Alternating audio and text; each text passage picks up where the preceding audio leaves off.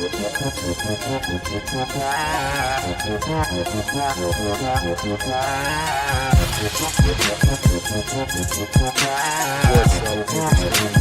one is in the books.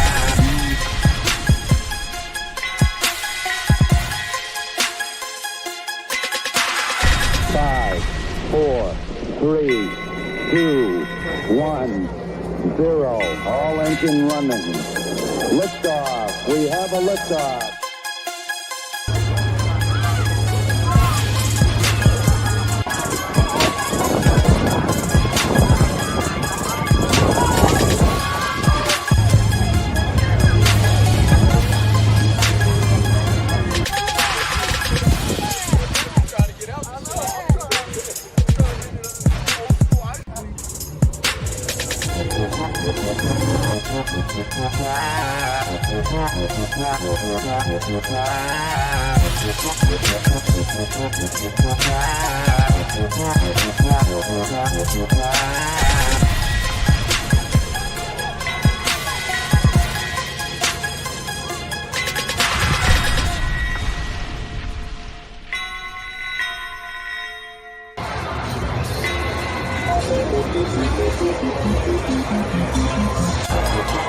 Want some water?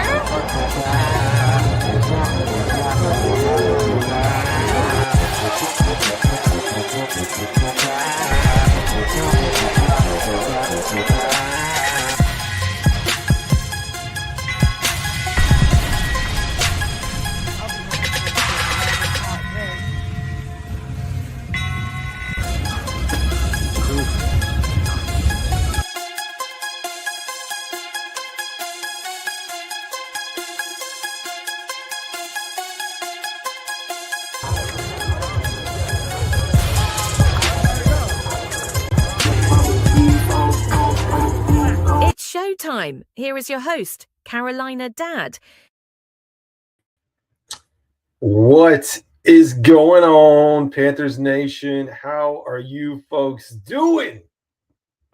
How's it going on a Monday night, January 6th, 8:57 p.m. Eastern Standard Time, folks? I'm still living off the Panthers win from yesterday, folks. I'm excited. I did not get to do a live stream last night, which is normal for me to record post-game. It's a crazy night, man. Our toddler is almost 2, and he just did not want to sleep no matter what we did.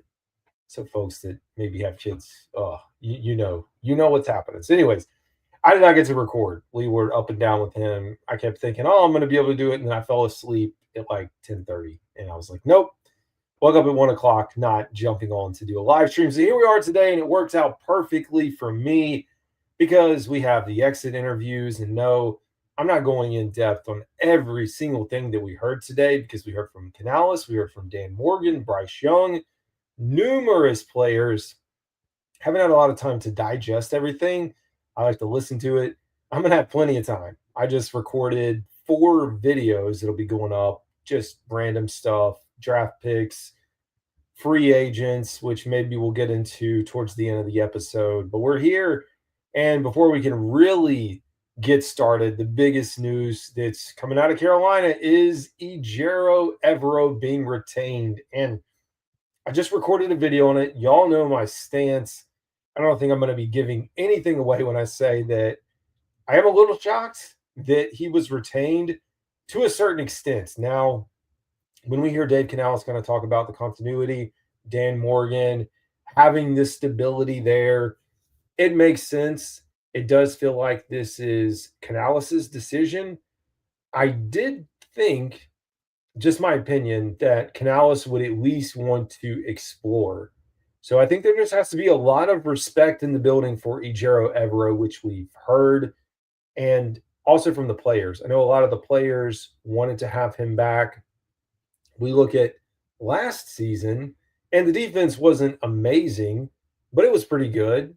Really good in yards allowed. Still gave up a bunch of points, but I don't know, man. It's going to be a big year, and I even teased it like, do we get into this next year and it doesn't work out? Hopefully it does. but we get into it and it doesn't work. Are they quick to pull the trigger on getting Ejiro Evero out? That'll probably be the biggest question that we have. Now, we look at this. Ejiro Evero is safe for now. And I say for now because one thing that's not really being talked about is the potential, and sure, the potential is probably very slim, but the potential that Ejiro Evero does still get head coaching interviews and an opportunity to be a head coach somewhere. He was coveted up until this year. If we look at the performance, that's going to be the biggest question. Is a team out there who maybe had Ejiro on their radar? He interviewed with Seattle, he interviewed with Atlanta, he interviewed here in Carolina his 2 times. Is something going to pop? And there's going to be a team that says, you know what, we're going to take a chance. We're going to bring him in, or we're at least going to interview him. Now, I know Ejiro Evero has stated how much he loves Charlotte, how much he loves to be here, but I don't doubt that he eventually wants to be a head coach. Otherwise he wouldn't be taking these interviews. I don't know. And I'm not an evaluator, and I'm not a GM, and I'm not a front office, so I can't tell you. But the team that stuck out to me was actually a divisional team in the New Orleans Saints. And I don't think the Saints will go that way. I think they've just got too many issues in general. And I don't see them wanting to scoop up Evero. But you never know, because, folks, this time last year at the end of the season, there was nobody. And if you say you were, you're a freaking liar. There was not a single person that had Dave Canales on their radar. Like, the day the season ended, there was nobody that said, oh my gosh, I can't wait to have Dave Canales in Carolina. He's the one. It wasn't a thing. It was so much about Ben Johnson and Bobby Slowick, Bill Belichick, Harbaugh. All those names were the names. And I got to say, you know what, as we go down the path of me naming head coaches, and we're going to get into, not today, but I'll eventually get into my breakdown, my thoughts on Dave Canales year 1. I've been impressed, though, really overall at what he's been able to do here. A lot of people talking about establishing the culture. That's exactly what Dave Canales has done. It's something that we've been longing for. They're finally figuring out ways to win football games, and it's important. It's important to win. I know the Carolina Panthers lost 2 positions in the draft, so they go from 6th to 8th. I don't care. Winning football games is much more important for these guys, especially the guys that have been around here a while, the Chuba Hubbards, the Tommy Trimbles, the J.C. Horns. They have not won football games here in Carolina. It's important for them to know what that feels like. And I know J.C. Horn wasn't on the field yesterday, but it's important. You've got to know what it's like. You got to be able to push through. And so anyways, I say all that because when you think about Ejiro Evero, like, again, nobody had Canales on their radar. There's a chance. And then if that happens, of course, then it is a total overhaul, in my opinion, of the staff. But for right now, I mean, I don't know that a team's going to gamble. It would be very difficult, I think, for any front office to look at Ejiro Evero and his resume from this year and say, yeah, I want to take a risk. Because it's a risk at this point. Like, sure, he can coach. I think you need another season to say, okay, yeah, you know what? That year in 2024 was a fluke. You had a bunch of injuries. They didn't do a great job of giving you the personnel that you needed. Although I don't know. I don't really necessarily believe that 100%. Doesn't matter. That's my take. So we'll see how this whole thing plays out. And I still think there's going to be shakeups at the positional groups. I don't know who that is. There's a lot of needs across just the defense itself and what that's going to look like. Now, one thing, I said I wasn't going to go too deep into what we heard, but listening to Dan Morgan talk about the defense, and shout out to Dunk. Hopefully y'all follow him. Fantastic follow for Panthers fans. Dunk called this out too, but Dan Morgan took a lot of the heat on the defensive side of the ball and not getting Ejiro Evero guys, football players. So he took it personally. He spoke about that a few times, how he felt it was on him, which I understand. You're the GM, you're a linebacker, you're a defensive guy. You want to be able to get the defensive side of the ball right. Like, that's what you want to do. With that said, when you go back and look and maybe there's two sides to this. When you look at the guys that were brought in, a few of them, more than a few, are guys or were guys that worked with Evero at some point. Now, we can talk about Josie Jewell and Ashawn Robinson as two guys that worked with him that panned out really well. Like both of those guys. Shout out to Ashawn Robinson. I hope you guys got to see him before the game, how emotional he was at the national anthem. Appreciate that passion out of our players. I'm being serious. It was a really cool moment. I'm glad they got to broadcast it. We got to see it live on air. So he's had a few hits. And to be honest, Dan Morgan has had a few misses. If we're being real, that whole Dane Jackson thing, it's hard to imagine that Dane Jackson is back. Ugh. Been a rough go. There's going to be a pretty big overhaul on the secondary. Safeties, I mean, it feels like every safety that's on the roster is a free agent going into next year. There's going to be a lot. And so I think fans we're going to be addressing needs everywhere, but safety could be much higher on the list as we get into the draft if we can't find a valuable option, or a viable option, I should say, through free agency. But we need a lot, man. And the defensive side of the ball is going to need it. I think you get back a healthy Derek Brown, a Josie Jewell. There's a question to be had around Shaq Thompson. I think as we talk about culture, Shaq Thompson's one of the foundational pieces to the Carolina Panthers culture. He's one of the lingering pieces to this team that's been here, that's seen successful football in the Carolinas. And I like to call him out specifically because if you go back and listen to Shaq Thompson and Dave Canales, the very beginning, Dave Canales heavily leaned on Shaq Thompson very early. He brought him up multiple times about navigating the locker room, being able to help him get his footing in place.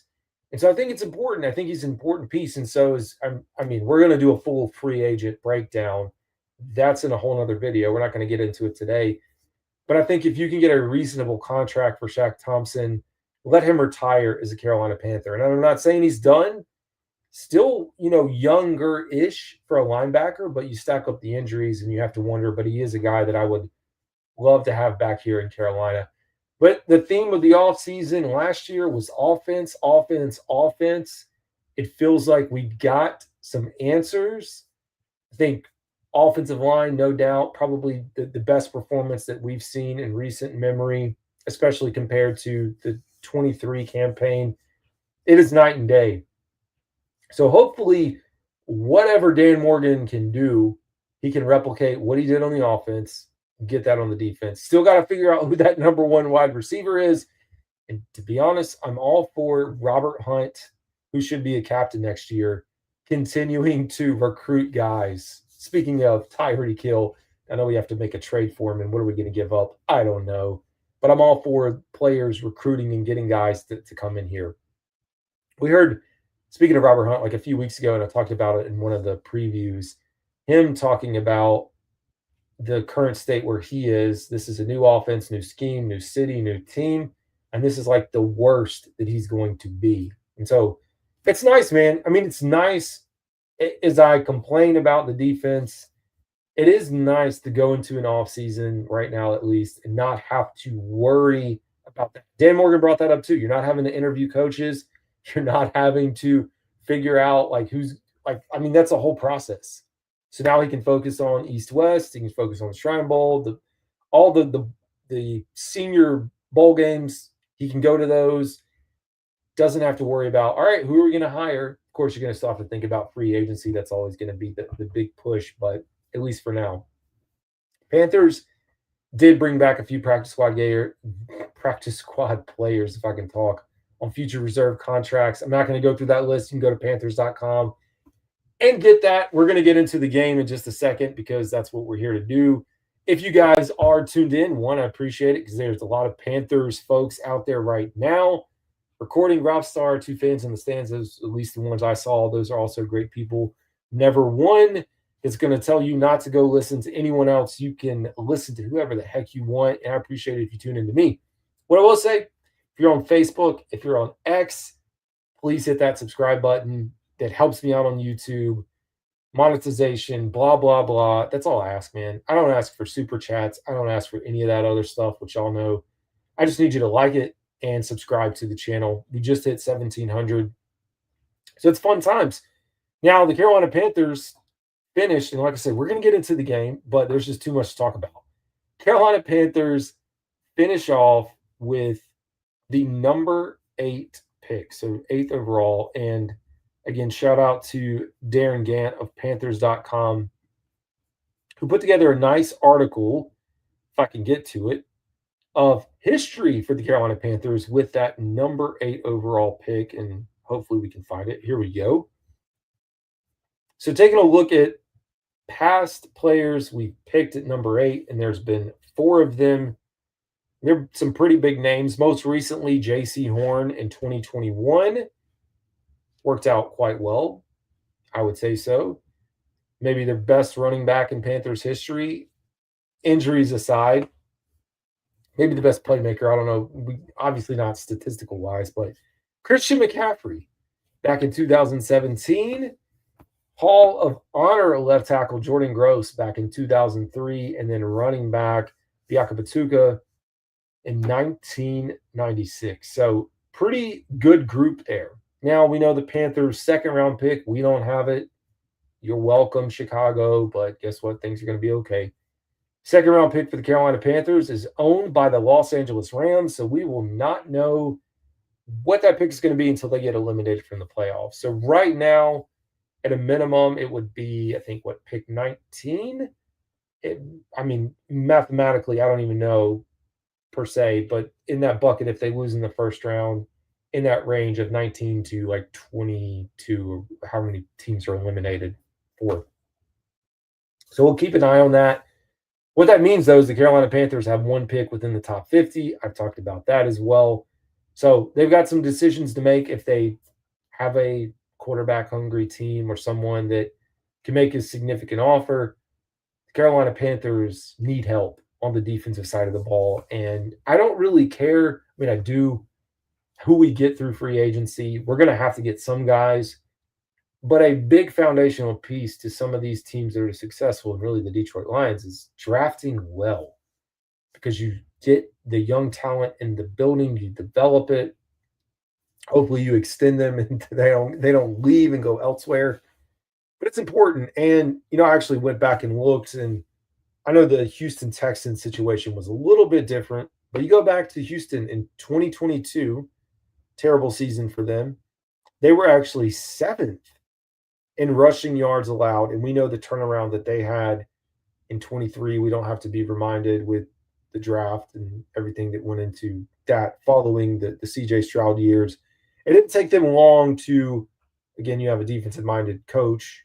That helps. But they did draft well and kind of build around on the defensive side of the ball. I know they've fallen apart a little bit here, and injuries are kind of stacking up against them. But maybe there is a silver lining to now being 3rd all-time in most rushing yards allowed in a single season. I got to tell you, it was not a fun game for me to play as we track this. And I'll continue to say this, people didn't pick up on this until the last few weeks. And I could be wrong, but a majority of the people that I followed, it wasn't really on their mind. Folks, I was week 5 or week 6 calling this out. And I said the Panthers are on pace to be one of the worst rushing defenses in NFL history. I was waving the flag. I tried to let y'all know. It was week 5 or week 6. I was this isn't good. You look at how many yards they're giving up, and they far exceeded my expectations of where they were going to finish in this list, because I was we'll maybe be top 10, top 15. No, we are top 3. 3,057 yards per game. We'll get into the stats, but Bijan Robinson, Algier, that was ridiculous. You, as a defense in the NFL, cannot let the running backs do what they did. And they were 3 or 4 yards down past the line of scrimmage before contact. Do you know how easy that is for a running back to not get contacted until 3 or 4 yards? That means you're guaranteed almost 3 to 4 yards per carry. And then that's not even the situation where you're out in space or you have a hole or you make a guy miss or you truck somebody. It's a lot, man. It's a lot to think about. I don't know. There is a sense that, yes, you bring in good football players. Bring in good football players that can play defense, and this thing will get better. I hope, because if not, we've got some problems. It could be another long season. For me, as you evaluate Ejiro Evero, what I like thinking about next year, like how can the Carolina Panthers be good? So they win 5 games this year, and it's way too early, but we're going to talk about it in a second too. We'll go ahead and look at the 2025 schedule. I will not give any predictions on a record, but let's just say 5 wins was a really good starting point considering where we were.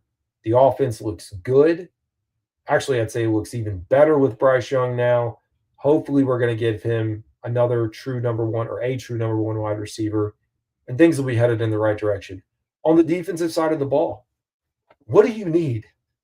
I don't even think we need a top 10 defense. I don't think we need a top 5 defense. We need an average, just bare bones average defense that makes more good plays than bad plays and just gets a few stops for us. Sure, there are going to be games where we're going to need them to bear down a little bit more, but if we can just get an average defense, middle of the road, 15th, 16th, 17th in the NFL, in yards and points, hopefully much better in rushing yards allowed, this team should be teetering close to 8 or 9 wins. And that's not even looking at who the opponents are for next year. That's my opinion on how much better this team can get. Now, speaking of records, win-loss predictions, I don't know how many people got to see it. I posted it on X.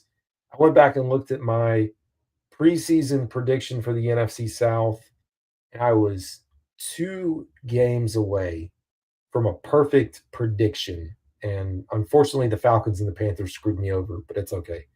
But we got everything right. So we had the Bucks, or I did, the Bucks at 10-7 winning the division. All off season, you had folks telling you that this was Atlanta's division. I said, not so fast. Todd Bowles is a really good coach. I could not have anticipated how well they would do on the offensive side of the ball in the absence of Dave Canales. But they looked good, man. They really did. Shout out to Mike Evans for his 1,000 yards. Can't stand you, but shout out to him. Behind that, I had the Atlanta Falcons at 9-8. They finished at 8-9. At the Carolina Panthers at 6-11. They finished 5-12.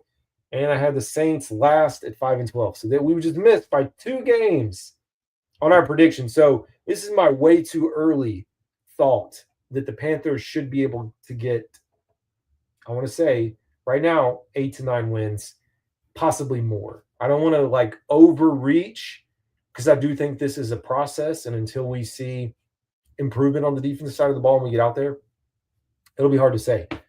So before we actually, as I promised, get into the breakdown of the game, we'll look at the opponents for next year. But yeah, points allowed, 534 points allowed. I keep going back to it. I don't know how you can make the excuses. I don't know what the excuses are to bring back Evero. I don't. Maybe the Panthers are hoping that he gets a head coaching opportunity. They would get draft compensation. I don't know. I really don't know. I mean, this is like getting an F on a paper in passing. I mean, it's like getting an F in a course and then still passing the grade. And you're like, wait, I passed? I got an F. And they're like, oh, yeah, you're good. We're going to let you move on to the next grade. Straight Fs. No, it's not even a class. It's an entire grade. You got straight Fs on everything. Every single class. It's your junior year, or actually your senior year. You're ready to graduate and go to college. And they said, you know what? Yep, we're going to pass you. What? I won't get over it, but 534 points allowed. Go ahead and hang the banner for most points allowed in a single season. It is wild, folks. All right, last thing we'll talk about. So there is a little bit of unfortunate news, in my opinion. with the Panthers finishing in third place instead of fourth place.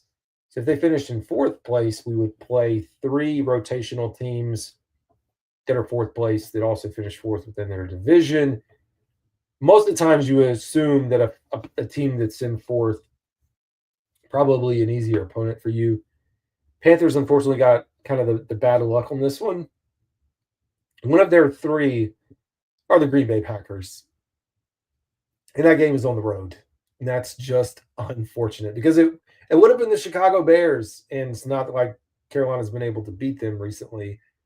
And it would have been on the road too. But it would have been nice, man. And the other one would have been the Tennessee Titans. Instead, we now have the Jacksonville Jaguars, which, I don't know, going to be some change there. Our third rotational game, the Dallas Cowboys. And guess what? 3rd season in a row, and the game is at home. We cannot shake them. That was another one. I think it would have been. So, yeah, it would have been the Giants, right, if we had finished in last. So, speaking of record or teams, of course, Atlanta home and away, New Orleans home and away, Tampa home and away. We also, and I know I'm part of it, but it's funny that we make this big deal about the schedule because we know the schedule for like the next 2 or 3 years outside of these 3 games. We get the 3 games at the end of the season, and then we're going to turn around in May and have a release schedule show and put out videos. And I'm not talking about me. The teams will put out the release videos for the schedules. I don't know. Question is, primetime games. I think this is way too early. I think that Green Bay game could be primetime, Monday Night Football. I'm going way ahead, or Sunday night, or Thursday night. It just feels like Green Bay.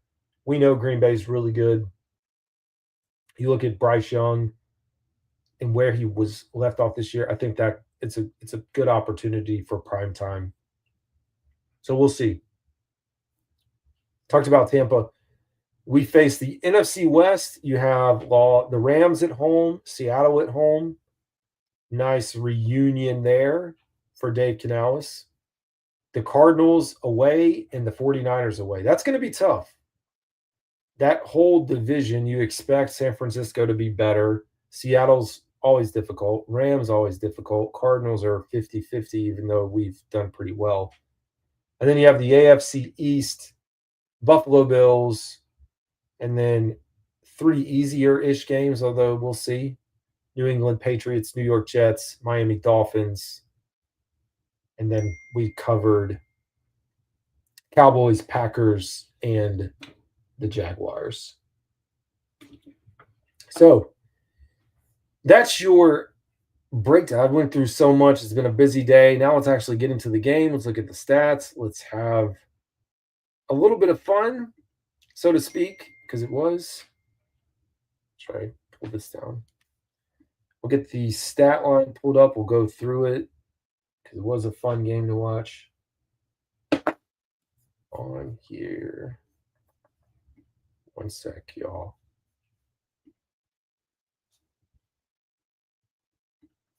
Oh, thanks, Dean. You are so smart.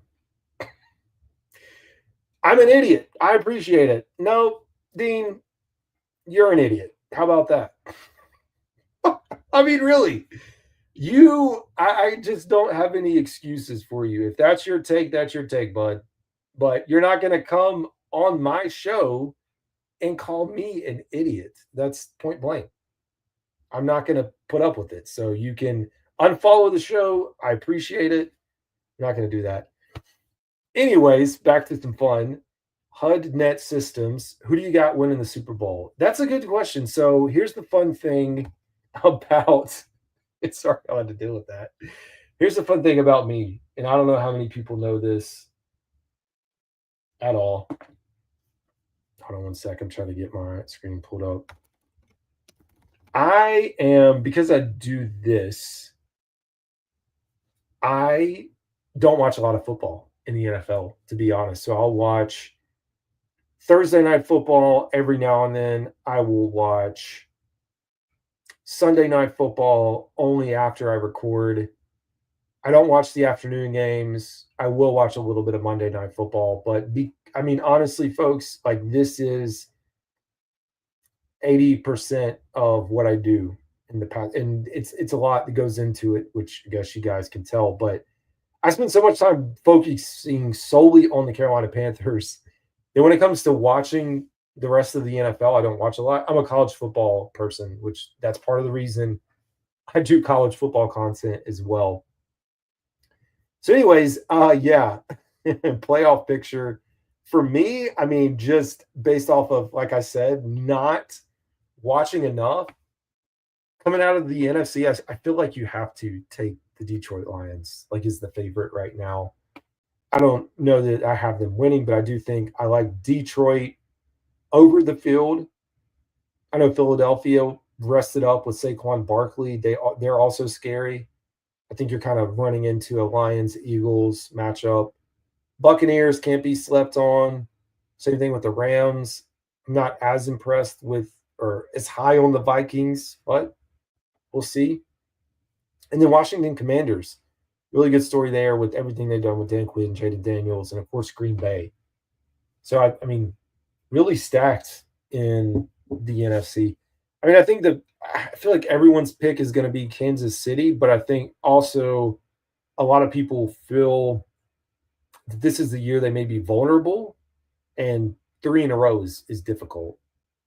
I don't know. It's funny. Our oldest, for the people that don't know, he's a Baltimore Ravens fan. And so he asks every day, he's asking me, are they going to win the Super Bowl? Is Baltimore going to win? And I kept telling him, well, last year was your chance, and the Baltimore Ravens couldn't do it. Couldn't get the job done.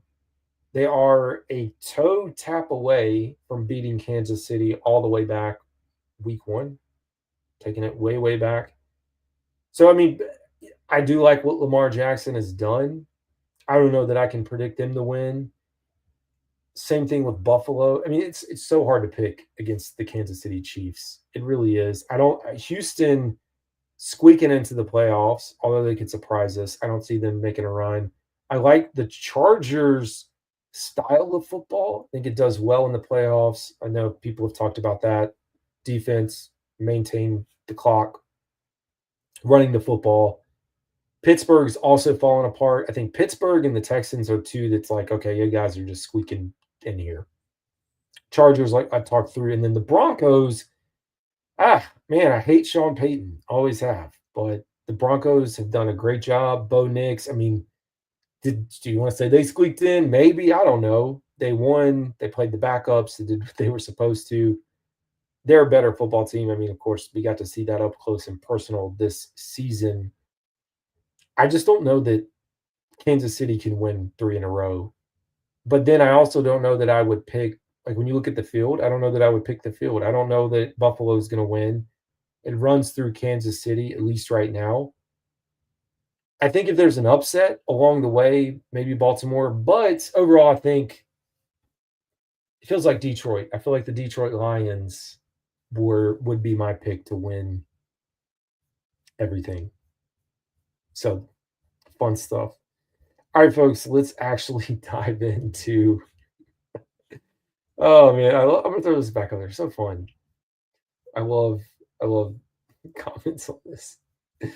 We'll get this rolling. I mean, if you have a legitimate criticism, it's cool. Like, we can all have differing opinions, but some people that just want to call people whatever, go for it. All right, let's share what we got live on here. All right, folks, we're going to break down, and let me make sure we got everything up here. Had this off. All right, cool. We're in the mode that I needed to see. All right, folks, let's take a look. And here's the thing. One, Michael Penix did play a really good game, in my opinion. But when you talk about Michael Penix, you have to talk about the defense that he played, which was nothing compared to the defense that Bryce Young played in the Atlanta Falcons. I mean, the Panthers maybe had 4 to 5 true NFL starters starting on defense.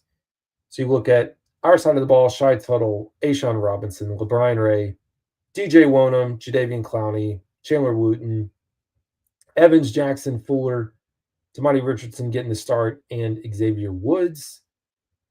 On the offensive side of the ball, Leggett, Iquanu, Icky. I don't know why they spaced it out like this. Adam Thielen, Damian Lewis, Cade Mays, Chandler Zavala, Taylor Moton, Tommy Trimble, Coker, Bryce Young, and Miles Sanders. And folks, what a freaking game from Miles Sanders. Over 100 yards, all-purpose yards between rushing and receiving. I wonder if this is the last game or if this was the last game for Miles Sanders in Carolina. I mean, if it was, he went out with a bang. I'm glad he got to get the touchdown at the end. He just played a fantastic football game. And that version, and he admitted like the last 2 years have been frustrating. A lot of the guys were excited for him. He got the game ball. It was funny to me how people just read or try to read into things that aren't things. And you see a small clip of him getting the game ball and then no recognition for Bryce Young, and people are just up in arms. People were still trying to say Bryce Young was not going to be the starting quarterback. But Dave Canales reaffirmed that after the game and then today in his post game. Now, one of the things during this, and I believe it popped up in the post game, was Leggett's injury, and I don't know exactly what it was. We didn't get anything today. There will be a follow-up on injury-related news, who's getting surgery, if there's surgery, what the follow-ups are going to be. So I'm curious to see, like, I don't know if we'll get more information on Leggett. I'm also wondering if he's going to have surgery, maybe on the wrist, TBD. That's definitely something that we'll monitor. And, of course, you guys know we'll be doing a full breakdown on the evaluation of the rookie draft class heading into the offseason. There'll be plenty of time to do that. Andy Dalton's the only one that didn't play. Your inactives, no surprises. J.C. Horn, Devin Tompkins, Plummer, Jones, Johnson, Jewell, and Robert Hunt. 44-38. This was the fourth overtime game for the Carolina Panthers this season. Not the most in franchise history. The 03-04 Super Bowl run, they had 5, but hey, that was pretty dang close. Comes in second. It did feel like there for a pretty decent amount of time. They're just like, man, another overtime game. I don't know if I can handle this. Panthers get the ball. Panthers maintain the clock. They drive it down. Jalen Coker with some fantastic catches down the field. Thought for sure he was going to score or had scored when he got down to the goal line. Didn't, came up just short, and didn't matter. Also, I think they said they originally called a pass play on the Miles Sanders run, and I think he was pissed off from what I gathered in some of the post-game comments and wanted them to change it to a run. So sure enough, it all worked out in the end. For the longest time, it honestly felt like there was never going to be a punt in the game. Like, that's how much the back and forth was. Actually, let's pull it up here. We'll get into the stats in a second. But your drive chart summary for the Panthers, so field goal, touchdown. They did punt finally. Yeah, remember, it was under 2 minutes. It felt like the Panthers kind of built up some momentum going in. Of course, Atlanta comes out and scores too. But punt, then they come out and punt. 3 touchdowns in a row, another punt, and then a touchdown, of course, in overtime.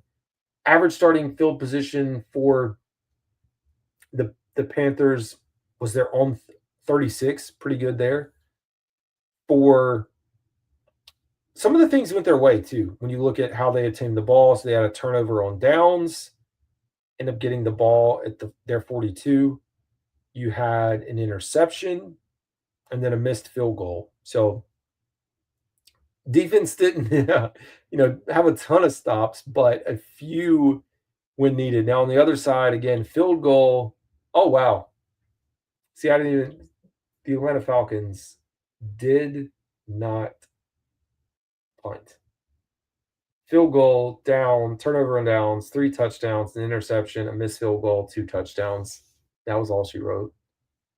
So, yeah, lots of questions to be desired about the defense, but we've talked enough about them for today, or at least for now. Their average starting field position was their 25. Let's go back up and look at the box score. By now, I feel like everyone has probably heard how well Bryce Young played, being the first quarterback in Panthers history with 3 passing touchdowns, 2 rushing touchdowns. You think about all the years with Cam Newton, and you would have sworn that happened before, but it didn't. He also got Cam Newton's seal of approval. I don't know how many people saw that. It's a good moment, man. It's a good moment for the Carolina Panthers, for fans, everyone. I don't have Bryce's game logs in front of me, but I have to feel like this passer rating and performance close to his best, has to be close to his best in his career. 25 of 34, 251 yards, 3 touchdowns, and the 123 rating. How about Jalen Coker on the trick play? 1 for 1, 19. We'll go back up to rushing for the Panthers. Miles Sanders, 17 carries, 66 yards, 3.9 per carry, 1 touchdown. Raheem Blackshear, 4 for 47. Good day, 11.8 per carry. Bryce had 5 for 24, 2 touchdowns. His ability to just do things with his feet, man. You can just tell. We can talk about the Steph Curry no look, whatever you want to call it. This dude is just finding it, man, playing with a ton of confidence, and I'm excited. I mean, I hate that the season ends now because it's like he's finally finding it. The Panthers have won just a few more, maybe they sneak in, but you know what? Going to the offseason, at least feeling much better. And then Mike Boone, 4 for 18. Talked about passing. On the receiving end, Jalen Coker led the way in yards and receptions, 7 receptions, 62 yards. Thielen, the reliable Adam Thielen, 5 for 44. Adam Thielen's still debating, or is debating, on if he's going to retire. I hope he does not. I hope he's got one more in the tank. Miles Sanders, 3 for 50, the 1 touchdown, and that touchdown was nice. Jatavian Sanders kind of finding his footing again, 3 for 35. Leggett actually had some pretty good plays in the one throw near the end zone in the red zone where he was close to the goal line. If Bryce Young places a better ball, I think he scores there. He made a great adjustment on the ball. But 3 for 30. Tommy Tremble, 2 for 30. And Felipe Franks getting into the box score, former quarterback. Got it done. You know what? I really like Felipe Franks as a special teamer. I don't know if we have a spot on the roster, but it'd be nice if we could carry him over into the 90-man roster going into next year. I talked about rushing. I talked about the defense.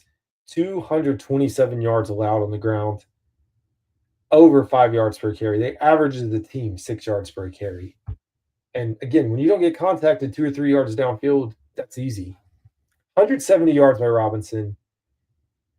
28 attempts, 2 touchdowns. Algier, 9 for 52. And oh, yeah, guess what? It was a career day for Robinson. How many times this year have we heard about career days for running backs on the opposing team? It feels like every time we line up. One that did not have a career day, which is surprising, is Saquon Barkley. I don't know how. Michael Penix, 21 of 38, 312, 1 sack, 2 touchdowns, 1 interception. And again, a clean sheet for Bryce Young, no turnovers, no sacks. The offensive line also missing some pieces. Being able to play that they have the entire season, I have to say that's partly scheme with Dave Canales and the offensive line coaches, because there's multiple. The play of the offensive line, but also a small bit here recently with Bryce Young and his feel for the game. Because there are some moves, and I listened to J.J. Jansen on McIntyre this morning, and he was talking about Bryce's ability to escape and evade pressure, kind of just the weirdest ways to be able to maneuver his body. And it's true. I don't know how he does it. We saw it a little bit last year, but I think his ability to know when to step up, when to run, those are all elements of his game that, like, we didn't see at the beginning of the year and barely got to see last year. But Michael Penix he looks good. Like, I hate to admit, not great. And I like to caveat again, he was playing a bunch of backups, but you know what? Do what you got to do. Career day for Drake London. My gosh. 10 receptions, 187 yards, 2 touchdowns. They threw the same play twice, the fade ball to him, and it was deep 9 route. Same play 2 times in a row. I don't know. I don't have an answer to that. But anyways, glad to see him gone for the day and get the L. McLeod had 4 for 66. Algier, Pitts, Robinson. I'm not going to read those. Talked about the interception, one for Mike Jackson. That was it. No punt returns for Carolina. A wild day. First downs, 25-31. Panthers had 25. Falcons 31. Third down efficiency. Good day for both teams.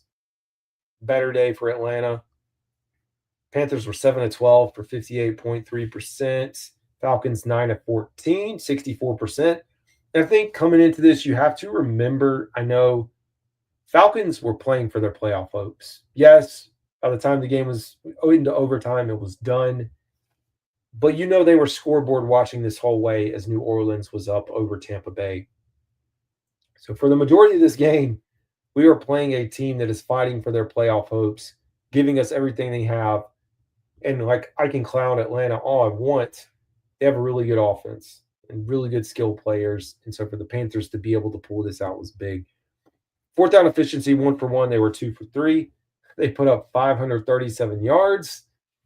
Again, head scratcher, whatever. We won't talk about it. 425 on our side. 6.5 yards per play to their 7. We've put up 155 on the ground. We talked about there. 227. We went through passing. Let's see. I'm not too worried about punts, field goals, any of that, total yardage. Penalties, light day for the Panthers, 2 for 30. Got to be close to one of the best days they've had. 7 for 55 for Atlanta. There was that weird fumble, too. Was that Tommy Tremble that fumbled and it was like going out of bounds on the sideline? So we did have one, but we recovered, didn't lose it. And red zone efficiency, 5 for 6. They were 4 for 5. Ended up being really the difference in time of possession was pretty even, 34-32. We looked at the drive chart summaries. On the defensive side of the ball, Damani Richardson leading the way with 10 tackles, 1 tackle for loss. Chandler Wooten with 9, Jordan Fuller 8, Xavier Woods with 5. Cam Gill with 5, A'Shawn Robinson 5, and before I get lost, sacks, Jadeveon Clowney with 1. He did have, it felt like another opportunity to get another 1 or 2, but ends the day with 1.